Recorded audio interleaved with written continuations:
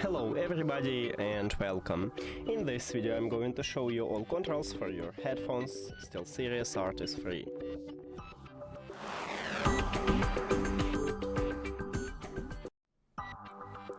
So, let me play some song and I will show it to you. Let's get started with the right ear cup. Right here we have a power button. But it's also a multifunctional button, because you can turn on, turn off your headphones. You can also enter prank mode, and you can play and pause the song. So, press one time at this button, and you will play or pause the song. I just pause it, I press again, and I will play song.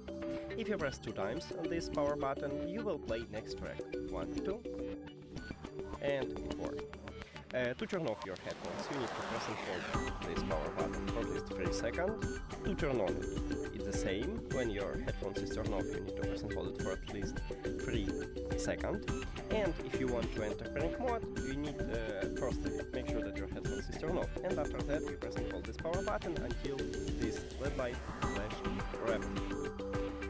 Next, we have a left ear cup, and the first button is to mute and unmute the microphone, and you just press one time to mute or unmute. If you have this red background, it means that your microphone is muted. So to unmute it, just press on it, and again to mute it, press this button.